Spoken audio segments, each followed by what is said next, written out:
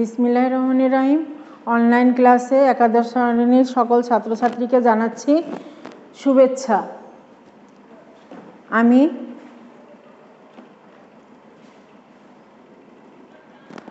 আমি জাহানারা বেগম, হিসাব বিজ্ঞান, শিমুলিয়া ডিগ্রি কলেজ, জিকরগাছা, যশোর।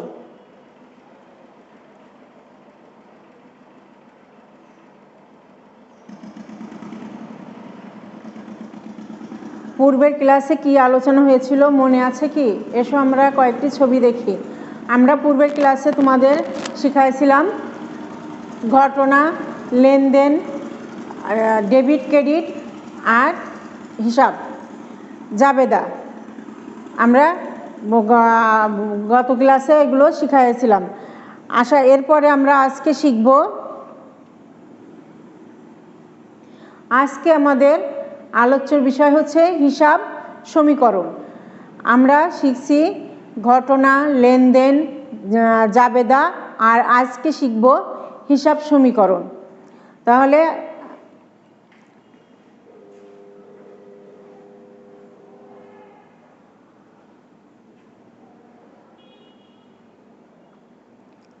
শিখনফল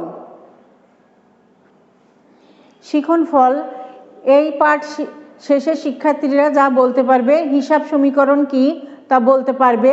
হিসাব সমীকরণের বর্ধিত রূপ, হিসাব সমীকরণের যে বর্ধিত রূপ আছে তার ব্যাখ্যা দিতে পারবে। হিসাব সমীকরণের উপর লেনদেনের প্রভাব ব্যাখ্যা করতে পারবে। হিসাব সমীকরণ কি দেখো, এ সমান সমান এল প্লাস ই, এ সমান সমান এল প্লাস ই, এ ইজিক্যাল টু কি হয়? হিসাব সমীকরণ যেখানে এ সমান সমান অ্যাসেট বা সম্পত্তি সমূহ, আর এল হচ্ছে লাইবিলিটিস বা দায় সমূহ, আর ই হচ্ছে ইকুইটি বা মালিকানা শর্ত। এখানে আছে এ সমান সমান এল প্লাস ই। আমার হচ্ছে সম্পত্তি সমান কি হবে? দায় এবং মালিকানা সত্ত্ব। মালিকানা সত্ত্ব এবং দায় যোগ করলে এটা অবশ্যই সম্পত্তি সমান হতে হবে, তাহলে আমার হবে হিসাব সমীকরণ। তারপরে দেখো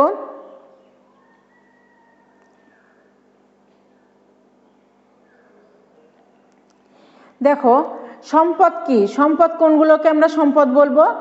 ছবিতে দেখো বাড়ি, গাড়ি, মেশিনপত্র।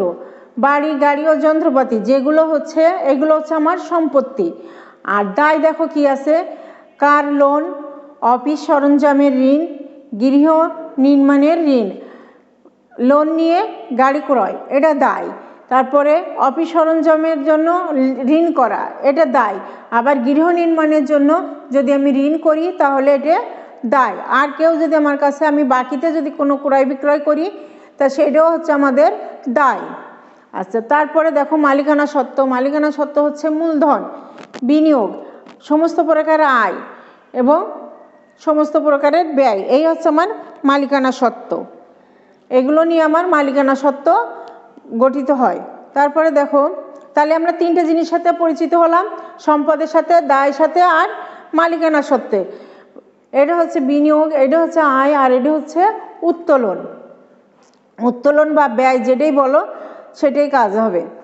এখন দেখো মালিকানা সত্ত্বকে প্রভাবিত করার চারটি উপাদান হচ্ছে মালিকের বিনিয়োগ, আয়, উত্তোলন ও ব্যয় বা খরচ।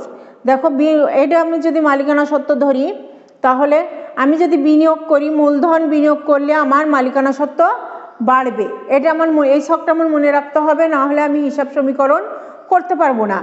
এজন্য আমাদের এই ছকটা খুবই মনে রাখতে হবে।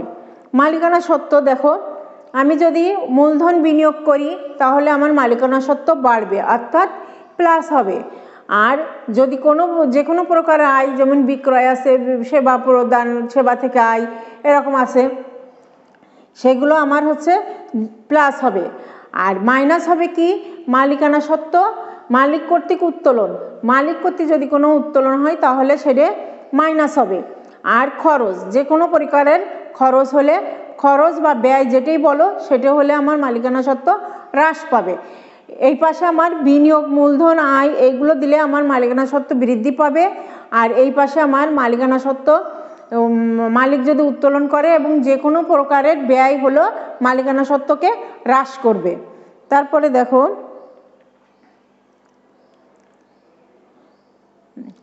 হিসাব সমীকরণের বর্ধিত রূপ। বর্ধিত রূপ কেমন দেখো, এ সমান সমান এল প্লাস সি প্লাস আর মাইনাস ই মাইনাস ডি। এটার ব্যাখ্যা দেখো, এ সমান সমান অ্যাসেট, এল সমান সমান লাইবিলিটিস, সি সমান সমান ক্যাপিটাল, আরতে রেভিনিউ, ইতে খরচ, ডিতে উইথড্রন। তাহলে আমরা যে বলছি যে মালিকানা সত্ত্ব যে হ্রাস বৃদ্ধি হয় সেটাই আমরা এখানে, সেটাই আমার বর্ধিত রূপ। মালিকানা সত্ত্বের হ্রাস বৃদ্ধি আমার বর্ধিত রূপ। দেখো এল থেকে আমার লাইবিলিটিস আছে, আর যেটা আমি কইছি মালিকানা সত্ত্ব কোনগুলো বৃদ্ধি পায় কোনগুলো মাইনাস হয় সেগুলো আমি দেখাচ্ছি। দেখো সিতে ক্যাপিটাল, মূলধন আসলে মালিকানা সত্ত্ব বৃদ্ধি পাবে। তারপরে আরতে হচ্ছে রেভিনিউ, রেভিনিউ মানে আয়, ইনকাম। তাহলে আমার এই দুটো হচ্ছে আমার মালিকানা সত্ত্ব বৃদ্ধি পাবে। আর মাইনাস হবে কি, হ্রাস পাবে কি, এক্সপেন্ডিচার, আর ডিতে উত্তোলন উইথড্রন। ইতে এক্সপেন্ডিচার, ডিতে উইথড্রন। এই দুটো থাকলে এই দুটো আমার মাইনাস, এই দুটো আমার প্লাস দিয়ে আমার মালিকানা সত্ত্বকে হ্রাস বৃদ্ধি করে। এটাই আমার হচ্ছে হিসাব সমীকরণের বর্ধিত রূপ। আশা করি তোমরা একটু বুঝতে পারছো এবং এটা মনে রাখতে হবে তোমাদের।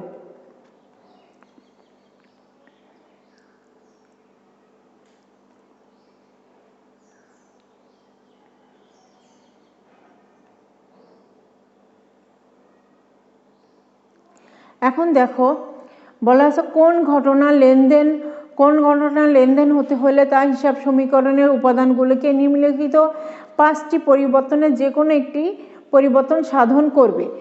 এখানে আছে মোট সম্পদ বাড়লে মোট দায় অথবা মালিকানা সত্ত্ব বাড়বে। এইটার আমি একটা তোমাদের প্রমাণ এখানে দেখাচ্ছি। প্রথম যেটা আমার আছে মোট সম্পদ বাড়লে, এটা আমি তোমাদের ব্যাখ্যা করে দেখাচ্ছি।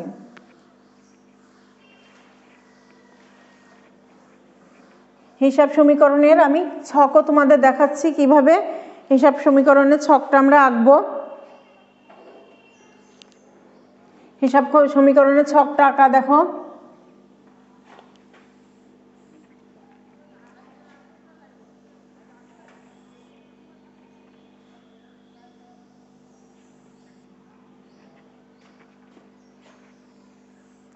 তারিখ, তারপরে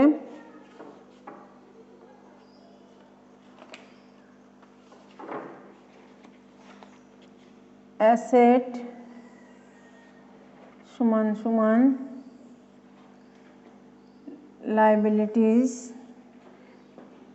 মালিকানা সত্ত্ব চিহ্নিতকরণ। দেখো তারিখ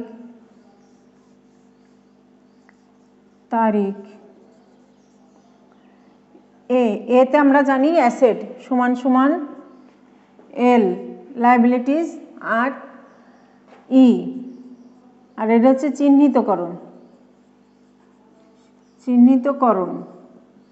এই আমার হচ্ছে হিসাব সমীকরণের ছক। এখানে একটু হবে, এখানে প্লাস দিতে হবে। আচ্ছা এবার দেখো প্রথম যেটা আমি বলছি সম্পদ বাড়লে মোট দায় অথবা মালিকানা সত্ত্ব বাড়বে। এটার একটা উদাহরণ দেখো, সম্পদ বাড়লে আমি বলেছি মোট মালিকানা সত্ত্ব বা দায় বাড়বে।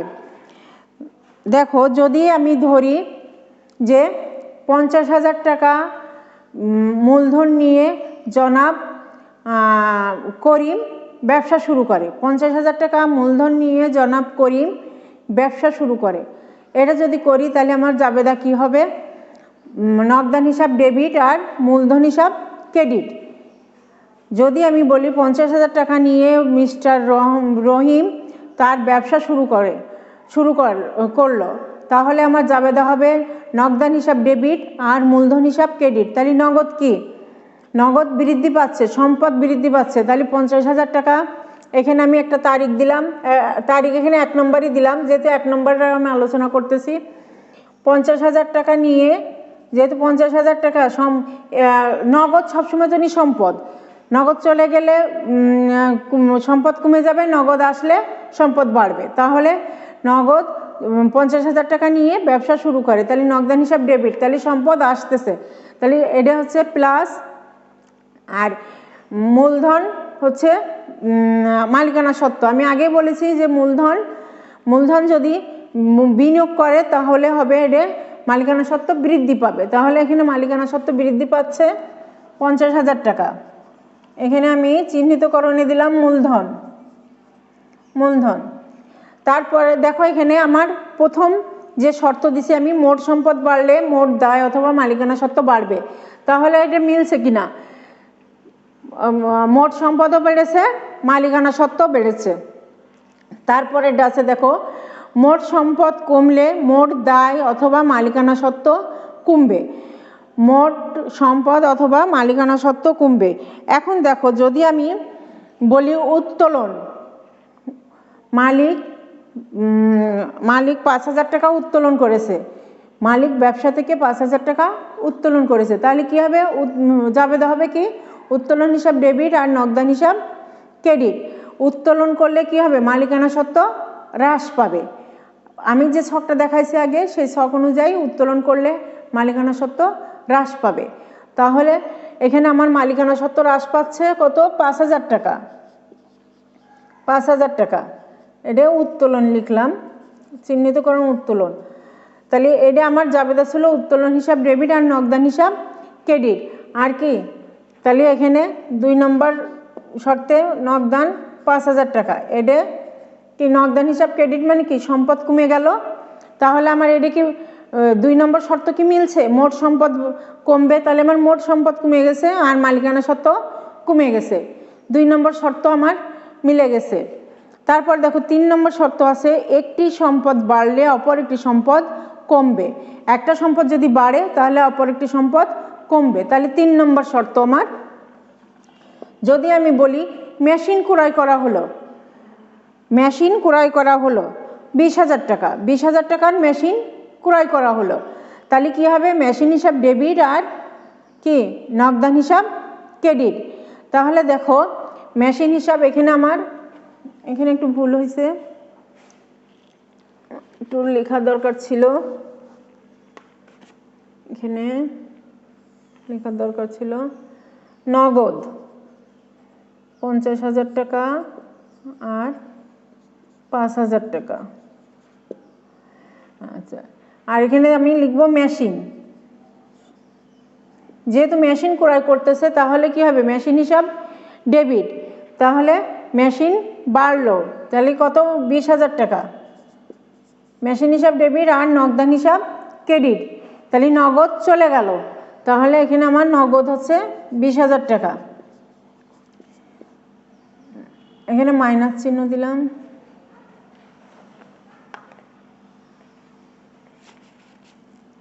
মাইনাস 20,000 টাকা। তাহলে আমার 3 নম্বর শর্ত, একটি সম্পদ বাড়লে আরেকটি সম্পদ কমবে। একটি সম্পদ আমার বেড়েছে 20,000 টাকা, আরেকটা সম্পদ আমার কমেছে 20,000 টাকা। তারপরে শর্তটা আছে কি? একটি সম্পদ বাড়লে অপর একটি সম্পদ কমবে, এটা তো বললাম। পরেরটা হচ্ছে মালিকানা সত্ত্ব বাড়লে মোট দায় কমবে। এটা একটু শোনো, মালিকানা সত্ত্ব বাড়লে মোট দায় কমবে। এখানে আমি একটা জাবেদা ধরি যে মালিক ব্যক্তিগত ব্যাংক হিসাব থেকে 10,000 টাকা উত্তোলন করে তার বন্ধুর ঋণ পরিশোধ করে। মালিক ব্যক্তিগত ব্যাংক হিসাব থেকে 10,000 টাকা উত্তোলন করে তার বন্ধুর ঋণ পরিশোধ করে, বা মালিকের ব্যক্তিগত তহবিলও বলতেও পারো, ব্যাংক হিসাবও বলতে পারো। এরকম যদিও এখানে আমি বলি মালিকের ব্যক্তিগত তহবিল থেকে 10,000 টাকা উত্তোলন করে বন্ধুর ঋণ পরিশোধ করে, এটাও হবে। আবার ব্যাংক হিসাব থেকে বললেও হবে। তাহলে এর জাবেদা কি হবে? এর জাবেদা হবে পরিদেয় ঋণ হিসাব ডেবিট আর মূলধন হিসাব ক্রেডিট। পরিদেয় ঋণ হিসাব ডেবিট আর মূলধন হিসাব ক্রেডিট। তাহলে কত টাকা? 10,000 টাকা। আমার পরিদেয় ঋণ হিসাব ডেবিট, আমার হচ্ছে এটা লাইবিলিটিস। ঋণ হিসাব কি? লাইবিলিটিস না? আমরা ছবিতে দেখাইছি না? ঋণ হিসাব হচ্ছে লাইবিলিটিস, যেহেতু পরিধেয় ঋণ হিসাব পরিশোধ করতেছে তাহলে লাইবিলিটিস কমে যাচ্ছে। তাহলে লাইবিলিটিসের এখানে আমি দিলাম 10,000 টাকা, লাইবিলিটিস কমে যাচ্ছে 10,000 টাকা। আর আরেকটা কি দিছি আমি, মূলধন হিসাব ক্রেডিট, তাহলে এটা আমার মূলধন বেড়ে গেল, মালিকানা সত্ত্ব বেড়ে গেল মূলধন। তাহলে আমার এই শর্তটা পূরণ হলো না, মালিকানা সত্ত্ব বাড়বে, এখানে মালিকানা সত্ত্ব বেড়েছে। আর দায় কমবে, দায় কমে গেছে, মাইনাস ফিগার মানে কমে যাওয়া। আচ্ছা, তারপরে দেখো মালিকানা সত্ত্ব কমলে মোট দায় বাড়বে, বলতেছে মালিকানা সত্ত্ব কমলে মোট দায় বাড়বে। এখানে যদি আমি দেখি বকেয়া বেতন দেওয়া হচ্ছে 6,000 টাকা, তাহলে বকেয়া বেতন 6,000 টাকা হলে যাবে কি হবে, বেতন হিসাব ডেবিট আর বকেয়া বেতন ক্রেডিট, বেতন হিসাব ডেবিট আর বকেয়া বেতন ক্রেডিট। চার্ট গেছে 5 নম্বর, বেতন হিসাব ডেবিট আর বকেয়া বেতন ক্রেডিট। তাহলে বেতন হলে কি হবে, মালিকানা সত্ত্ব হ্রাস পাবে, যেহেতু ব্যয়, তাহলে মালিকানা সত্ত্বের এখানে 6,000 টাকা ধরছি আমি, 6,000 টাকা মালিকানা সত্ত্ব হ্রাস। আর বকেয়া বেতন মানে কি, লাইবিলিটিস বৃদ্ধি, তাহলে বকেয়া বেতন লাইবিলিটিস বৃদ্ধি। আশা করি বকেয়া বেতন আশা করছি যে এই যে 5টা শর্ত মালিকানা মানে কোনো ঘটনার সমীকরণের যে প্রভাব লেনদেনের উপরে, এই 5টা শর্ত, এই 5টা শর্ত আমি উদাহরণ দিয়ে বুঝালাম। আশা করি তোমরা বুঝতে পারছো। এখন দেখো যেটা মজার বিষয় সেটা হচ্ছে, এটাও যদি আমি যোগ করি তাহলে দেখা যাবে যে এটা 1 হয়ে গেছে, মানে এ সমান সমান এল প্লাস ই, এটাও প্রুফ করা যাবে। কিভাবে দেখো, এখানে 50,000 আছে, 20 আর 25, তাহলে এখানে থাকতেছে 25,000 আর মেশিন হচ্ছে 20,000, তাহলে এখানে মোট দাঁড়াচ্ছে কত, 25 আর 20 45,000 সমান সমান এখানে দাঁড়াচ্ছে আমার -4,000।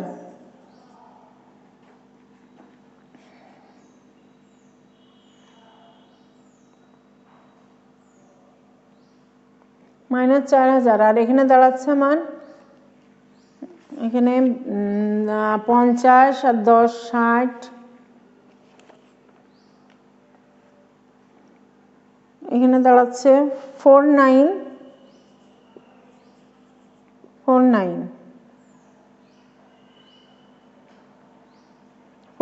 তাহলে এখানেও দেখো প্লাস দিলাম, এখানে দেখো 49,000 আর তার থেকে 4,000 বাদ দিলে 45,000ই হয়। এই দুই পাশ মিলে যাবে, যেভাবে করো তুমি দুই পাশ মিলতেই হবে, না হলে মনে করবা যে তোমাদের কোথাও ভুল হয়েছে। আশা করি এই সমীকরণের প্রভাবটা উদাহরণ সহ আমি দেখালাম, তোমরা অবশ্যই এটা শিখবা এবং চর্চা করবা। একক কাজের দরকার নেই, দলীয় কাজের দরকার নেই, একক কাজের দরকার আছে। একক কাজ, তোমাদের সবার বাড়ির একটা কাজ দেয়া থাকবে, সেটা হচ্ছে হিসাব সমীকরণের বর্ধিত রূপ থেকে আমরা কিভাবে মালিকানা শর্ত নির্ণয় করতে পারবো। মানে হিসাব সমীকরণের যে বর্ধিত রূপ, সেখান থেকে আমরা যে মালিকানা শর্ত নির্ণয় করেছি এটা কিভাবে করতে পারবো, সেটা আমরা তোমাদের বাড়ির কাজ দেয়া থাকলো। আর একটা বাড়ির কাজ আছে,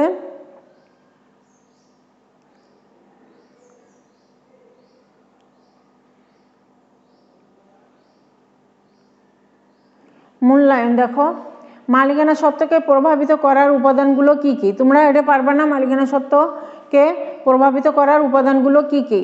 আর এটা সি এ প্লাস ই আর ই ডি কি, এটার ব্যাখ্যা দিতে পারবা। ব্যবসায় মোট সম্পদের উপর তৃতীয় পক্ষের দাবিকে কি বলা হয়, হিসাব সমীকরণের বর্ধিত রূপ কি, ব্যাংক থেকে ঋণ নিলে হিসাব সমীকরণের কোন কোন উপাদান প্রভাবিত হবে। আশা করি তোমরা এটা পারবা, এই আলোচনা থেকে এগুলো তোমরা পারবা। তারপরে দেখো বাড়ির কাজ,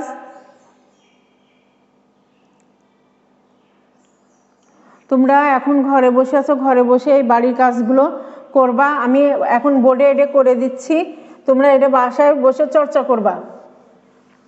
আমি বোর্ডে করে দিচ্ছি এটা বাড়ির কাজটা, তোমরা বাসায় বসে এটা চর্চা করবা।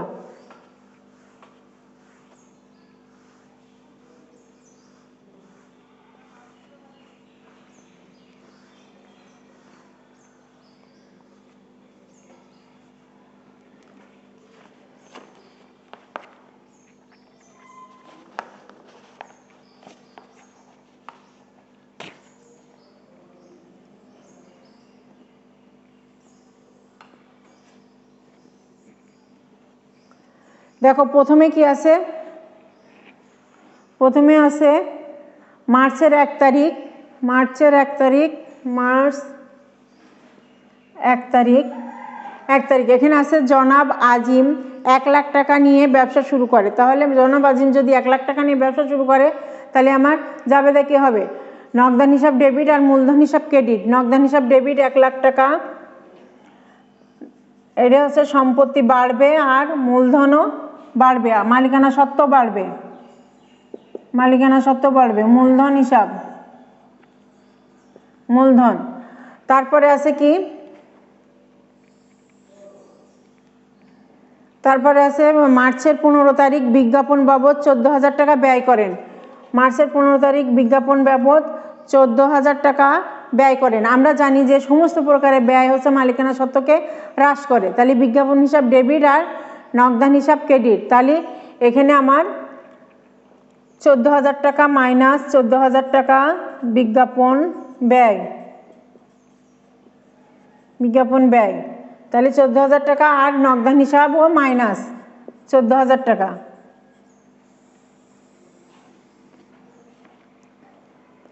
তারপরে আছে 28 তারিখ কর্মচারী বেতন প্রদান করা হলো, 28 তারিখ কর্মচারীর বেতন প্রদান করা হলো।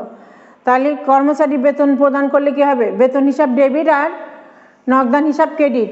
যেহেতু ব্যয় সেহেতু মালিকানা সত্ত্ব হ্রাস, তাহলে আমার এখানে হ্রাস হবে 24,000 টাকা। এটা হচ্ছে বেতন। আর নগদ চলে যাচ্ছে, সম্পত্তি চলে যাচ্ছে, এগুলো 24,000 টাকা হ্রাস। তারপরে আছে 30 তারিখ ধারে পণ্য ক্রয়, 30 তারিখ ধারে পণ্য ক্রয়, ক্রয় করলে ব্যয় হয়, ব্যয় হলে মালিকানা সত্ত্ব হ্রাস পায়। তাহলে এখানে মালিকানা সত্ত্ব হ্রাস পাচ্ছে 20,000 টাকা ক্রয়। আর ধারে ক্রয় মানে তার মানে আমার জাবেদা ছিল ক্রয় হিসাব ডেবিট আর পাওনাদার হিসাব ক্রেডিট বা প্রদেয় হিসাব ক্রেডিট। তাহলে এখানে প্রদেয় হিসাব বৃদ্ধি 20,000 টাকা। এবার দেখো এটা হিসাব সমীকরণ, 1 লাখ থেকে আমি 14 আর 24 বিয়োগ দেব, দিলে আমার আসতেছে 62,000 টাকা। 62,000 টাকা সমান সমান এখানে আসে 20,000 টাকা, এখানে আসে 42,000 টাকা। দেখো এবার